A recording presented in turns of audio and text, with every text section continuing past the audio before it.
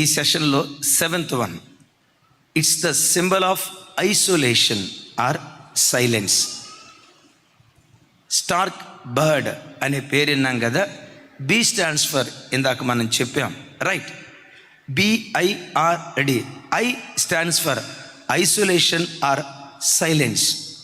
సహజంగా ప్రతి మనిషికి స్వరపేటుకుంటుంది. నా కంఠం నుంచి ఈ శబ్దం బయటకు రావటానికి కారణం ఏంటి? అఫ్కోర్స్ దేవుని కృప. అట్ దట్ సేమ్ టైం రెండవది, ఆ కృప కలిగిన దేవుడు స్వరపేటికను, వోకల్ కార్డ్స్ ఇచ్చాడు. ఆ వోకల్ కార్డ్స్ ద్వారా నేను మాట్లాడగలను, ఆ వోకల్ కార్డ్స్ ద్వారా పాడగలను, ఆ వోకల్ కార్డ్స్ ద్వారా నా కంఠం నుంచి ఆ హృదయ భావానికి తగినట్లుగా స్పందనతో కూడుకున్న మాటలు వస్తాయి. Vocal cord. వెరాస్ ఈ పక్షి దగ్గరికి వచ్చేసరికి దీని వోకల్ కార్డ్స్ ఉండవు. ఇది చాలా మౌనంగా ఉండేది, చాలా సైలెంట్గా ఉండేది. చేపలు ఉన్నాయి కదా, చేపలు అమ్మ, చేపలు ఉన్నాయి కదా, చూసారా లేదా? చేపలరా తల్లి, తమ్ముళ్ళు చేపలు. ఈరోజు నాకు తెలిసి ప్రార్థనకు వస్తా ఈ కార్యక్రమం ముగించుకొని కూడా వచ్చిన వాళ్ళు ఉంటారు. సరే, మంచిది. చేపలు ఉన్నాయి కదా, చేపలు అస్సలు శబ్దం చేయం, వాటికి స్వరపేటుకుండదు. దైవజనమ, ఈ సంకుబుడి కొంగ మనకు నేర్పే పాఠం ఏంటంటే, జీవితంలో ఏదైనా సమస్య వచ్చినప్పుడు నా నాలుకతో సాధిస్తా, వాదిస్తా, వాదనకు దిగుతా. వాడు ఒక మాట అంటే ఫిల్ ఇన్ ద బ్లాంక్స్, నోరు తెరవండి. వాడు ఒక మాట అంటే 10 అంటావా అను, కొంప కొల్లేరైపోతుంది తమ్ముడా. అట్లా ఈ గుండెల్లో రాసుకోండి. మాటలతో సాధించలేనిది మౌనంతో సాధిస్తాం. కొంతమంది ఏమనుకుంటారో తెలుసా? నా మాటలతో నేనేదైనా సాధిస్తాను. పరిశుద్ధ గ్రంథమైన బైబిల్లో కీర్తనల గ్రంథం ఒకసారి చూడండి. 12వ కీర్తన 4వ చరణం. నాతో కలిసి చెప్పండి. మా నాలుక చేత మేము సాధించదము, మా పెదవులు మావి. మీవి కాదని దేవుడు చెప్పండి. ఈయనేమంటాడు? మా పెదవులు మీవేనయ్యా.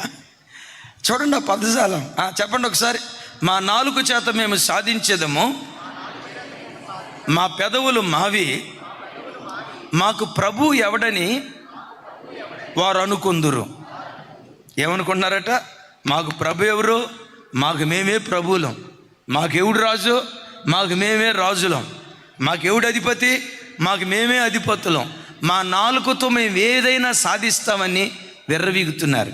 అమ్మా, సేవ ప్రారంభ దినాల్లో ఓ తల్లి వాళ్ళ ఇంటికి పిలిచింది. కూతుర్ని అత్తారింటికి పంపిస్తుంది. పంపించేటప్పుడు, అయ్యగారు మా కొడుకు కోసం ప్రార్థన చేయండి అయ్యగారు, వీడు నోట్లో నాలుక లేనాడు అయ్యగారు, రేపు పెళ్లి చేస్తే వీడు బతుకు ఏమైపోద్దో నాకు బాధగా ఉంది అయ్యగారు, కొంచెం వీడి కొరకు ప్రార్థన చేయండి అయ్యగారు అంది. అమ్మ, ఇంతకు పెళ్ళయింది ఎవరికమ్మా అన్నాను. ఎవరికే ఉంది అయ్యగారు? నా కూతురికే. మరి నేను ప్రార్థన చేయాల్సింది కొడుక్కా కూతురికా? నేను ప్రార్థన చేయాల్సింది కొడుక్కా కూతురికా? కూతురికే కానీ అయ్యగారు. నా కూతురు గురించి నాకు పెద్ద డోకా లేదు అయ్యగారు.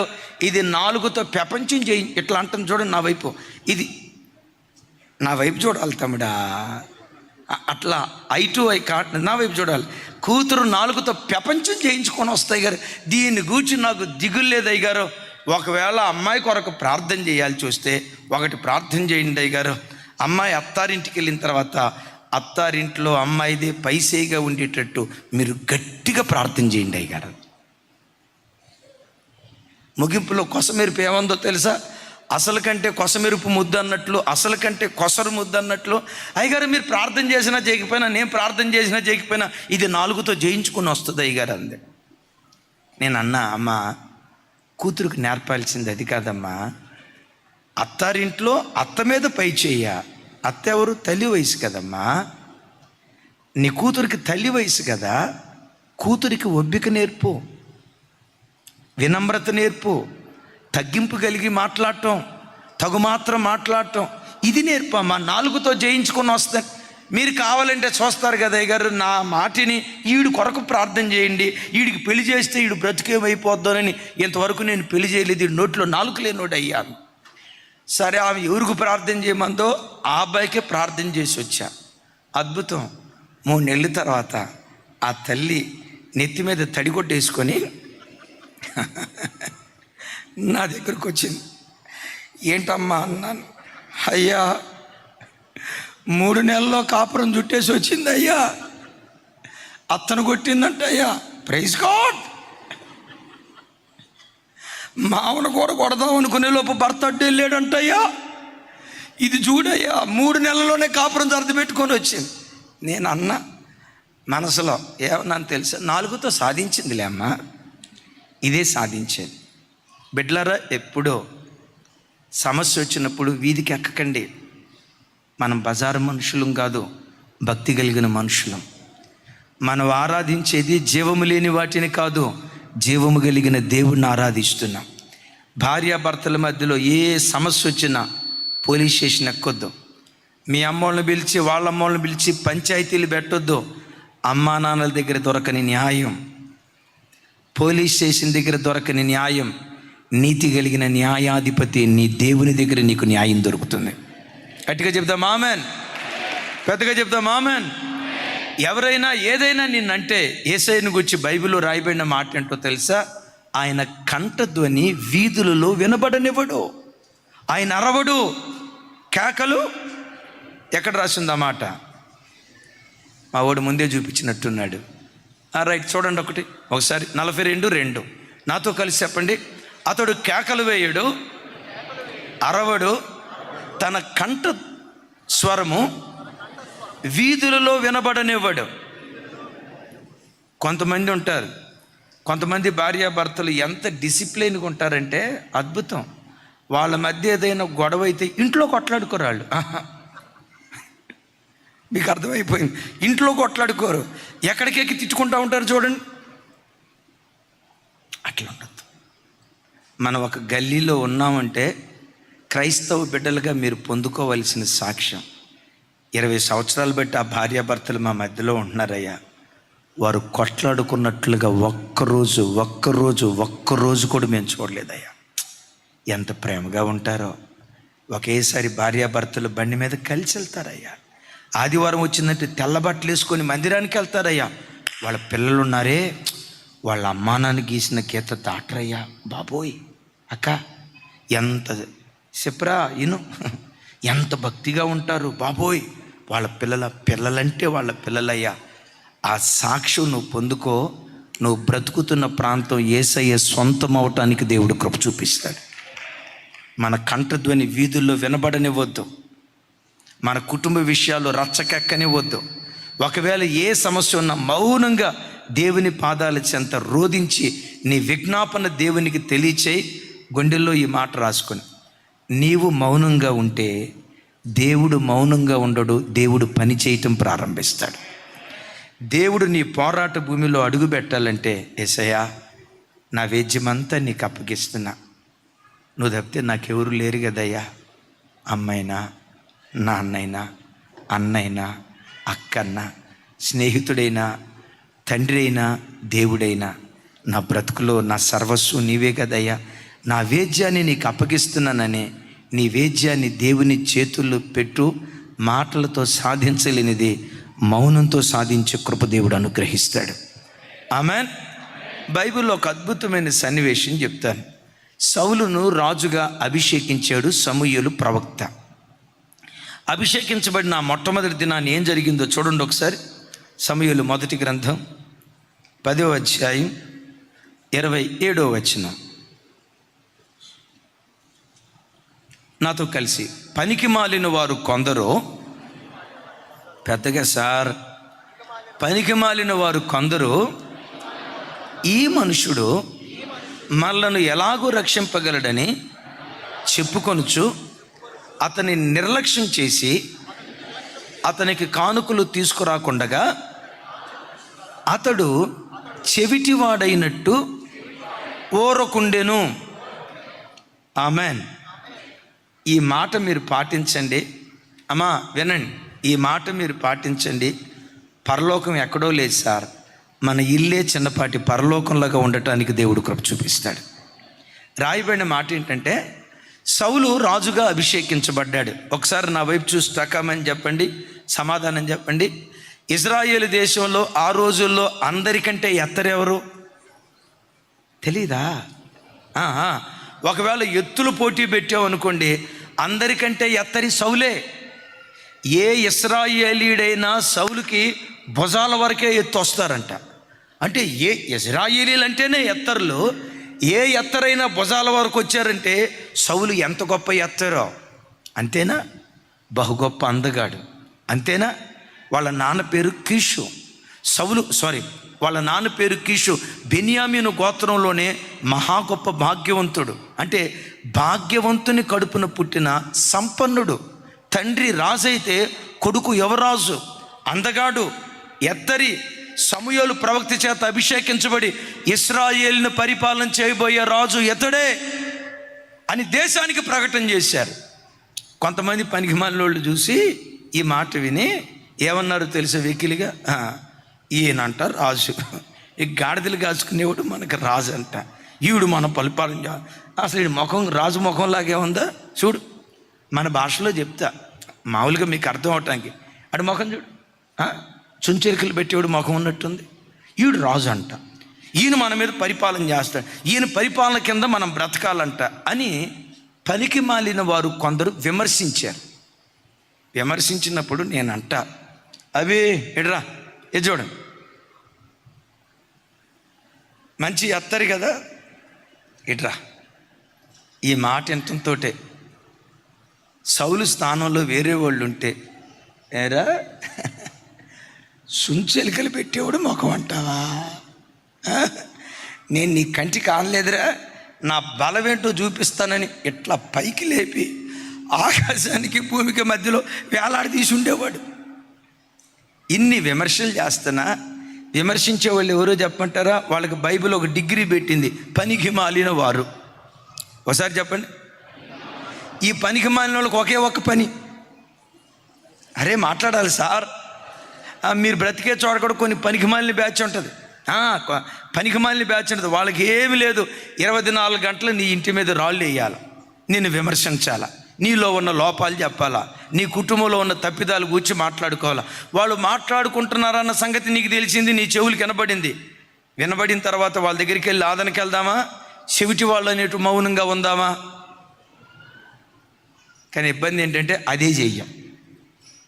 ఎవరైనా నేను చెడ్డోళ్ళు అన్నారని నీకు తెలిసిందనుకో, వాళ్ళ ఇంటికి వెళ్ళి ఎక్కడ చూసేవరా నా చెడుతాను, చెప్పు అని చెప్పి వాదనకి దిగి కొట్లాటకి వెళ్తాం. బిడ్డలారా, విమర్శించే వాళ్ళు ఉంటారు, పనికి మాలిన వాళ్ళు ఉంటారు, పదే పదే నీ మీద రాళ్ళు వేసేవాళ్ళు ఉంటారు. మౌనంగా సౌలు సాగిపోయినట్లుగా బైబిల్ ఏమని రాసింది? చెవిటివాడైనట్టు ఊరుకున్నాడు. అద్భుతం, చెవిటివాడైనట్టు ఊరుకున్నాడు కదా. తర్వాత అధ్యాయంలో ఆయన ఎంత పరాక్రమవంతుడో ఇశ్రాయేలు ప్రజల మధ్యలో ఆయన పరాక్రమాన్ని సౌలు ద్వారా దేవుడు వెల్లడి చేశాడు.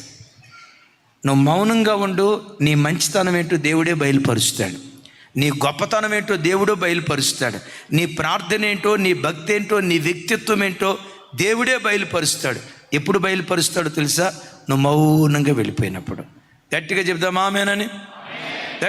ఆమేనని, హల్లెలూయా. ఇప్పుడు నుంచి చెప్పండి, ఎవరైనా విమర్శిస్తే ఏం చేయాలి మనం? చెవిటివాడైనట్టు వెళ్ళిపో. ఒక ఆయన అంటాడు, కుటుంబం హ్యాపీగా ఉండాలంటే భర్త చెవిటివాడై ఉండాలట. మీరే చెప్పండి. భర్త చెవిటివాడై ఉండాలట, భార్య వాళ్ళు చెప్తున్నారు, మీరు చెప్పట్లా. పాపం తల్లి, వాళ్ళు చెప్తున్నారా తల్లి, అల్లాడిపోతున్నారేమో చూడండి. భర్త చెవిటి, ఫ్రాంక్లీ నేను రేపు నీకు పనికి వస్తుంది, రేపే వాడి పెళ్ళి. భర్త ఏమో చెవిటోడు అయి ఉండాలట, భార్య ఏమో. అది జరగాలంటే ప్రభు అక్కడ రావాలా? రైట్. అలా మౌనంగా వెళ్ళిపోతే మన మౌనంలో దేవుడు జోక్యం చేసుకొని మన పక్షాన దేవుడు యుద్ధం చేయునుగాక. అద్భుతం. 8th one, it's the symbol of remembrance. దీనికి ఉన్న జ్ఞాపక శక్తి ఇంత అంత కాదు, అద్భుతం, అమోఘం. వాస్తవంగా ఈ శంకుబుడి కొంగలు యూరప్ ఖండంలో వాటి నివాసాన్ని కట్టుకుంటాయి. యూరప్ ఖండంలో మే వరకు అవి ఉంటాయి. ఇక మే మాసం దాటిన తర్వాత జూన్, జూలై, ఆ వర్షాకాలం ప్రారంభమైన తొలి దినాల్లోనే విపరీతమైన మంచు కురిసింది. ఆ ప్రాంతంలో మంచు కాలం వచ్చిందంటే ఆ మంచు దినాల్లో టెంపరేచర్ -డిగ్రీస్లోకి వెళ్ళిపోద్ది. ఇప్పుడు మన ప్రాంతాల్లో ఉన్నాయి మంచి చలికాలం, డిసెంబర్, జనవరి చలికాలం పీక్. ఒకవేళ టెంపరేచర్ వస్తే మ్యాక్సిమం 15 degrees వస్తుంది. యూరప్ ఖండంలో కొన్ని చోట్ల ఏం జరిగిద్దో తెలుసా? 15 degrees కాదు, -15, -50లో కూడా వెళ్ళిపోద్ది. అంత భయంకరమైన మంచు కురుస్తుంది. ఆ మంచు కాలంలో ఆకాశ పక్షులు గూడులు కట్టుకొని నివసించలేవు. మొత్తం మంచుమయమైపోయి ఆ గూట్లో ఉన్న పిల్లలు, తల్లి మొత్తం చనిపోయే ప్రమాదం ఉంటుంది. అందుకని శంకుబుడి కొంగలు ఏం చేస్తాయో తెలుసా? యూరప్ ఖండం నుండి ఆఫ్రికా ఖండం మీదుగా ప్రయాణమై ఉత్తర భారతదేశాన్ని దాటుకుని మన దక్షిణ భారతదేశంలో కొల్లేటి సరస్సు, ఎంతమంది విన్నారు ఆ పేరు? థ్యాంక్ యూ, బతికించారు నన్ను. పులికాడు సరస్సు ఎంతమంది విన్నారు? పులికాడు సరస్సు, కొల్లేటి సరస్సు. యూరప్ ఖండం నుండి దరిదాపుగా 7,000 నుంచి 13,000 కిలోమీటర్లు ప్రయాణమై అక్కడెక్కడి నుంచో గూడును విడిచిపెట్టి ఎంత దూరం ప్రయాణమై వస్తాయి. సుమారుగా 7,000 నుంచి 13,000 కిలోమీటర్ల సంవత్సరానికి ఒకసారి ప్రయాణం చేస్తాయి. సరే, ఈ ప్రాంతంలో చలికాలం పూర్తయ్యేదాకా ఈ ప్రాంతంలో ఉంటాయి. మన ప్రాంతంలో మార్చి మాసం వచ్చింది చూసారా? అప్పుడు ఎగైన్ మరలా యూరప్ ఖండానికి వెళ్తాయి. యూరప్ ఖండానికి వెళ్ళేటప్పుడు ఎక్కడికి వెళ్దాం, ఎక్కడ గూడు కట్టుకుందాం? తర్జన భర్జన బడవట. గతంలో ఎక్కడ గూడు కట్టుకున్నామో దానికి బాగా గుర్తట. ఏ గూడు వదిలిపెట్టి వచ్చాయో వాటికి బాగా గుర్తట. గతంలో ఏ గూటిలో నివసించాయో ఆ గూడు బాగా గుర్తట. తిరిగి వచ్చిన 6 నెలల తర్వాత, 7 నెలల తర్వాత, 9 నెలల తర్వాత, లేదు 2 సంవత్సరాలు, లేదు 3 సంవత్సరాల తర్వాత మరలా అదే గూటికొచ్చి అదే గూటిని ఏమంటారు, రీకన్స్ట్రక్షన్ చేసుకొని అదే గూటిలో నివసిస్తాయట. ఏ గూడు విడిచిపెట్టి వచ్చిందో దానికి బాగా జ్ఞాపకం. యేసయ్యకు మహిమ కలుగును గాక. ఒకసారి నా వైపు చూడండి. మీరందరూ ఇప్పుడు ప్రార్థనకు వచ్చారు కదా, ఎక్కడి నుంచి వచ్చారు? కొంతమంది సికింద్రాబాద్ నుంచి వచ్చిన వాళ్ళు ఉన్నారు. చిన్నోడా, నువ్వు ఎక్కడి నుంచి? ఎల్బీ నగర, వనస్థలపురం నుంచి వచ్చారు. బ్రదర్ మీరు ఎక్కడి నుంచి? గంట కింద సేపు పెట్టుకున్న బ్రదరు, గుంటూరు.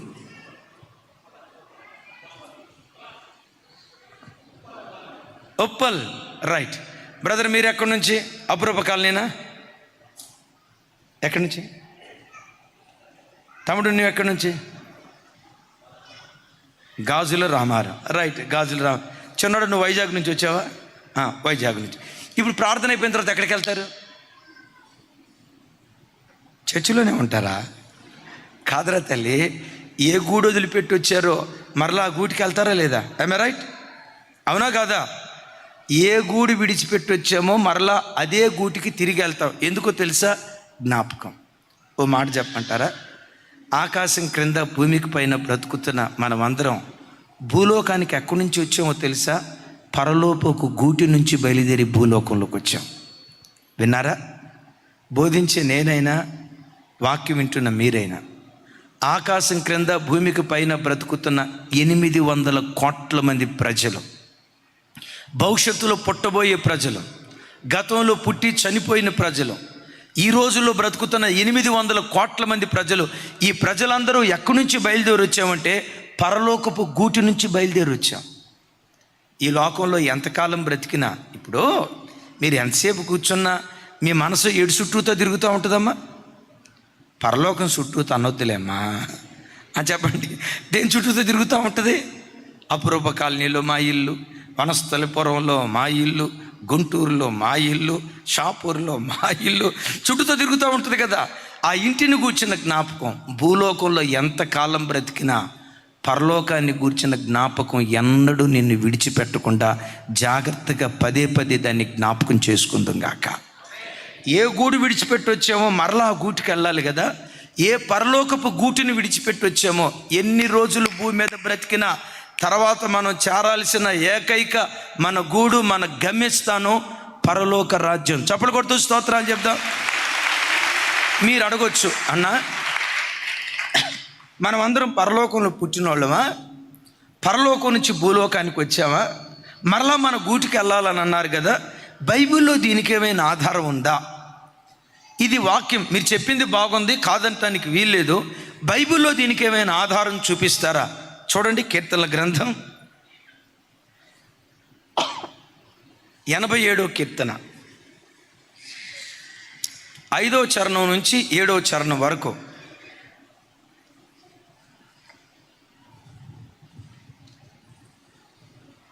నాతో కలిసి అందరూ చెప్పాలి. ప్రతి జనము దానిలోనే జన్మించిననియు, సర్వోన్నతుడు తానే దానిని స్థిరపరిచిననియు సియోనును గూర్చి చెప్పుకొందురు. యెహోవా జనముల సంఖ్య వ్రాయించినప్పుడు ఈ జనము అక్కడ జన్మించినని సెలవిచ్చును. మరలా బ్యాక్ తమ్ముడు 5వ వచనం. నా వైపు చూసి నాతో కలిసి చెప్పండి. నా వైపు చూడండి తల్లి, తమ్ముడు నా వైపు చూడండి. ప్రతి జనము దానిలోనే జన్మించను. ఎవరెవరు మాట్లాడాలి? మాట్లాడాలి. ఎవరెవరు? ప్రతి జనము అంటే ఆకాశం క్రింద భూమికి బతుకుతున్న ప్రతి మనుషుడు, దేవుడు నివసించే సియోను పురముందే ప్రతి మనుషుడు అక్కడే జన్మించినటువంటి వారు. వయ్యా, ఇప్పుడు మాట్లాడుతుంది నేను, నా మాటలు మీకు సరఫరా చేస్తుంది ఎవరు? నా మాటలు మీకు సరఫరా చేస్తుంది ఎవరు? మైక్. మన తల్లిదండ్రులు స్పీకర్ లాంటి వాళ్ళు, మైక్ లాంటి వాళ్ళు. వాస్తవంగా తల్లిదండ్రుల ద్వారా వచ్చిన వాళ్ళం, కానీ తల్లిదండ్రులలో నుంచి వచ్చిన వాళ్ళం కాదు. తల్లిదండ్రుల ద్వారా భూలోకానికి వచ్చిన వాళ్ళం. ఎక్కడి నుంచి వచ్చాము? దేవుని యొద్ద నుండి. వయ్యా, ఇప్పుడు సికింద్రాబాద్ వెళ్ళాలి, వయ్యా బాలానగర్, రైట్? వయ్యా బాలానగర్ మన తల్లిదండ్రులు వయ్యానే, కానీ మన పూర్తి జన్మస్థానం మన తల్లి గర్భం కాదు. మనందరి జన్మస్థానం పరలోక పట్టణం. చప్పలు కొడుతూ దేవునికి స్తోత్రాలు చెప్పు. మీరు అడగొచ్చు, అనయ్య ఒకటి క్రైస్తవులేనా ప్రతి జనమా? అందుకనే బైబిల్లో ఒక స్థలంలో చూడండి, యెషయా గ్రంథం భలే చక్కటి మాట. 19వ అధ్యాయం 25వ వచనం. 19వ అధ్యాయం 25వ వచనం యెషయా గ్రంథం. థ్యాంక్ యూ చిన్న. నాతో కలిసి చెప్పండి. సైన్యములకు అధిపతి యెహోవా, నా జనమైన ఐగుప్తీయులారా, నా చేతి పని అయిన అష్షూరీయులారా, నా స్వాస్థ్యమైన ఇశ్రాయేలీయులారా, మీరు ఆశీర్వదించబడుదురని చెప్పి వారిని ఆశీర్వదించును. చప్పలు కొడుతూ దేవునికి స్తోత్రాలు చెప్తా. గట్టిగా గట్టిగా గట్టిగా హల్లెలూయా. నా వైపు చూడండి. ఇది పాత నిబంధనలో రాయబడిన మాట, కొత్త నిబంధనలో రాయబడిన మాట. పాత నిబంధనలో దేవుని ప్రజలని పిలువబడింది. అందరూ పిలువబడ్డారా? కేవలం ఇశ్రాయేలీలేనా? మనకు తెలిసి కేవలం ఇశ్రాయేల్. కానీ ఇక్కడ పాత నిబంధనలో యెషయా గ్రంథంలోని దేవుడు అంటాడు, నా జనమైన, అంటే ఐగుప్తీయులు అన్యులు కాదా? అన్యులే. దానికి మించి వారు కూడా దేవుని జనమే. అష్షూరీయులు ఉన్నారు. అష్షూరీయులు ఎవరట? దేవుని చేతి పని. నా స్వాస్థ్యమైన ఇశ్రాయేలీలారా అంటే ఐగుప్తీయులేమి, ఇశ్రాయేలీలేమి, అష్షూరీయులేమి, భారతీయులేమి, అరబ్ కంట్రీస్ వాళ్ళేమి, అమెరికా దేశస్తులేమి, ప్రపంచంలో నాసిక రంధ్రాలలో ఊపిరి ఉన్న ప్రతి మనుషుణ్ణి తయారు చేసిన ఏకైక తయారీదారుడు మన ఆరాధ్య దైవం ప్రభు అయిన యేసుక్రీస్తు వారు. నేను ఎప్పుడు ఈ మాట చెప్తాను, మనమందరం ఒకే దేవుళ్ళో నుంచి పుట్టాం. ఆమేన్ చెప్పండి పెద్దగా. మనమందరం ఒకే దేవుళ్ళలో నుంచి పుట్టాం. మనందరి తయారీదారుడు ఒక్క దేవుడే. మనమందరం ఒకే దేవుని చేతి పని. దీనికి రుజువేంటో తెలుసా? మనమందరం ఒకే రకంగా ఉంటాం. ఆమేన్ చెప్పండి. ఇప్పుడు మనం వేరు దేవుళ్ళ వల్ల కలుగు చేయబడిన వాళ్ళం అనుకోండి, మన విధి విధానాలు రూపురేఖలు కూడా వేరుగా ఉండేవి. ఓ మాట, అమెరికా దేశస్తుల్ని అమెరికా దేవుడు కలుగు చేసాడు అనుకుందాం. ఒక మాట, అమెరికా దేశస్తుల్ని అమెరికా దేశపు దేవుడు కలుగు చేసాడు అనుకుందాం. వాళ్ళ దేవుడు వేరు, మన దేవుడు వేరు అని అనుకోండి. అమెరికా వాళ్ళకి 2 కళ్ళు ఉంటాయి. ఎన్ని ఉంటాయి? వినపడలేదురా తల్లి, పెద్దగా చెప్పండి. అమెరికా వాడికి 2 కళ్ళు ఉంటాయి. మనల్ని వేరే దేవుడు కలుగు చేసాడు అనుకోండి, అప్పుడు మనకి ఎన్ని కళ్ళు ఉండేవి? ఇప్పుడు ఆ దేవుడి కంటే ఈ దేవుడు గొప్పోడు అనిపించుకోవాలి కదా. ఆ దేవుడి కంటే ఈ దేవుడు గొప్పోడు అనిపించుకోవాలనుకున్నాడు కాబట్టి మనకు 3 కళ్ళు పెట్టేవాడు, లేకపోతే 4 కళ్ళు పెట్టేవాడు. ఒకసారి చెక్ చేసుకోండి, మీకు 2 కళ్ళు ఉన్నాయా 3 కళ్ళు ఉన్నాయా? ఒకసారి చెప్పండి రా తల్లి, 2 3 చెక్ చేసుకొని చెప్పండి. అమెరికా వాడికి 2 కళ్ళు, మనకు 2 కళ్ళు. అమెరికా వాడికి 2 కాళ్ళు, మనకు 2 కాళ్ళు. అమెరికా వాడికి 2 చేతులు. మీలో ఎవరికైనా 10 చేతులు కలిగిన వాళ్ళు,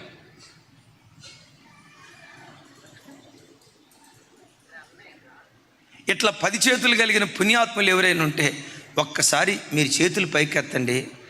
రేపు మీ విగ్రహం పెట్టి మీకు పూజ చేయటం స్టార్ట్ చేస్తాం. ఎవరైనా 10 చేతులు కలిగిన వాళ్ళు ఉన్నారా? వాళ్ళకి 2 చేతులు, మనకు 2 చేతులు. అమెరికా వాడికి తల పైన ఉంటుంది. రాజేషా, నీకు తల పైన ఉందా కింద? నువ్వు కాళ్ళతో నడుస్తావా తలతో నడుస్తావా? అమెరికా వాళ్ళు, నీ రక్తం కోస్తే తెల్లగా ఉంటుంది కదా, రక్తం చర్మం మీద ఘాటు పెడితే నీ రక్తం తెల్లగా వస్తుంది కదా. ఎవరా పుణ్యాత్ముడు? అందరి రక్తం ఎర్రగా ఉంటుంది. అందరూ ఒకే రకంగా ఉండటానికి కారణం ఏంటో తెలుసా? మనమందరం ఒకే దేవుని చేతి పని అయి ఉన్నాం. క్రైస్తవ్యంలో ప్రాంతీయ తత్వానికి చోటు లేదు. ఆడు తెలంగాణ వాడండే, ఈడు ఆంధ్ర ఈ దరిద్ర మాటల సంఘంలో రాకూడదు. ఆడు అరవోడండే, ఈడు పంజాబీ వాడండే, ఆడు అమెరికా వాడండే, ఈడు ఇదండి పొరపాటు. వాళ్ళ కులం వేరండి, మా కులం పొరపాటు. మనమందరం ఎవరిమి? ఒకే దేవుని సృష్టి, ఒకే దేవుని చేతి పని అయి ఉన్నాం. అయితే విషయం ఏంటంటే, మనందరి జన్మస్థానం, అసలు జన్మస్థానం ఏది? పరలోకం. పరలోకం నుంచి భూలోకానికి వచ్చాం. అఫ్కోర్స్ కొంతమంది 50 సంవత్సరాలు బ్రతకొచ్చు, 70 అధిక బలం ఉంటే 80, ఇంకా దేవుడు ఆయుష్ ఇస్తే చెప్పండి గట్టిగా పెద్దగా 100 సంవత్సరాలు బ్రతికారు. 100 సంవత్సరాలు బ్రతికిన తర్వాత కూడా ఎక్కడికి వెళ్ళాల్సిందే? ఏ గూటి నుంచి బయలుదేరి వచ్చామో మరలా ఆ గూటికి మనం తిరిగి వెళ్ళాల్సిందే. యేసయ్యకి మహిమ కలుగును గాక. మరణం అంటే సింపుల్. చావును గూర్చి బైబిల్ ఇస్తున్న ఒక అద్భుతమైన డెఫినేషన్ ఏంటో తెలుసా? కీర్తనల గ్రంథం 90వ అధ్యాయం మొదటి 3 చరణాలు.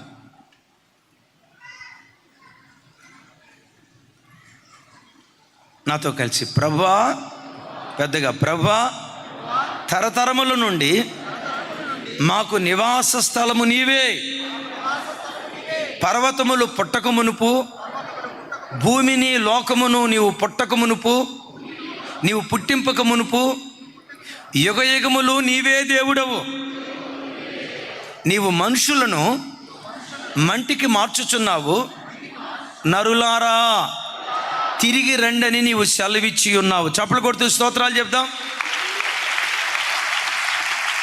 ఇది లైఫ్. ఇక్కడ వినండి, ఒక్కొక్క మాట చెప్తాను. ప్రభువా, తరతరముల నుండి మాకు నివాస స్థలము నీవే. అంటే తరతరాల నుంచి మన నివాస స్థలం ఏది? మన పూర్వపు తరం ఉంది, మన నాన్నోళ్ళు. వాళ్ళ ఒరిజినల్ నివాస స్థలం ఏది? మన తాతోళ్ళది, మన ముత్తాతోళ్ళది. తరతరాల నుండి సమస్త మానవాళికి ఏకైక ఆశ్రయపురం, ఏకైక నివాస స్థలం పరలోకం. మన ఆరాధ్య దైవం యేసుక్రీస్తు వారు. ఓకే, సరే, యేసుక్రీస్తు మన ఆరాధ్య దైవం ఎప్పటి నుంచి ఉన్నవాడు? 2వ వచనంలో అంటాడు, చెప్పండి. పర్వతములు పుట్టక మునుపు, భూమిని లోకమును నీవు పుట్టింపక మునుపు, యుగ యుగములకు నీవే దేవుడవు. ఒకసారి నా వైపు చూసి చెప్పండి, ఆయన ఎప్పటి నుంచి ఉన్నవాడు? ఎప్పటి నుంచి ఉన్నవాడు? కొంతమంది తెలియక యేసుప్రభు అంటంతో యేసుప్రభు దేవుందండి 2 సంవత్సరాల క్రితపు దేవుడు అంటే, నిన్న మొన్న కొత్తగా వచ్చిన దేవుడు అండి అంటారు. పిచ్చిమారాజులారా, నిన్న మొన్న కొత్తగా వచ్చిన దేవుడు కాదు, యుగములు పుట్టక మునిపే ఉన్న దేవుడు, ఆది నుంచి ఉన్న దేవుడు, పర్వతములు పుట్టక మునిపే ఉన్న దేవుడు, సూర్య చంద్ర నక్షత్రాదులు సృష్టిలో ఏది కలగక మునిపే ఈ దేవుడు ఆది నుంచి ఉన్నవాడు. అందుకని అంటాడు కదా, నేనే మొదటి వాడను, నాకు ముందు ఎవరు లేరు, నా తర్వాత మరొకరు. అందుకని అయ్యలారా, యేసుక్రీస్తు దేవుళ్ళలో ఒక దేవుడు కాదు, ఒక్కడే దేవుడు. ఆ ఒక్క దేవుడే మన ఆరాధ్య దైవం ప్రభు అయిన యేసుక్రీస్తు. క్రైస్తవులకు దేవుళ్ళు లేరు. ఆమేన్ చెప్పండి గట్టిగా. క్రైస్తవులకి దేవుళ్ళు లేరు. అందుకనే పౌలు గారు కొరింథీ సంఘంతో మాట్లాడుతూ, ఒక్కడే పురుషునికి మిమ్మల్ని ప్రదానం చేశాను అంటాడు. యేసయ్యకి మహిమ కలుగును గాక. సరే, ఈ దేవుడు కొత్తగా వచ్చిన దేవుడు కాదు, తరములకు పూర్వమే ఉన్నటువంటి దేవుడు. ఆ నివాస స్థలం నుంచి భూలోకానికి వచ్చాం. 3వ వచనంలో భలే చక్కటి మాట అంటాడు చూడండి. నీవు మనుషులను మంటికి మార్చుచున్నావు. పెద్దగా చెప్పండి, నరులారా తిరిగి రండని నీవు సెలవిచ్చుచున్నావు. మనుషులను మంటికి మారుస్తున్నాడట. మనిషి మట్టిగా ఎప్పుడు మారిపోతాడు చెప్పండి?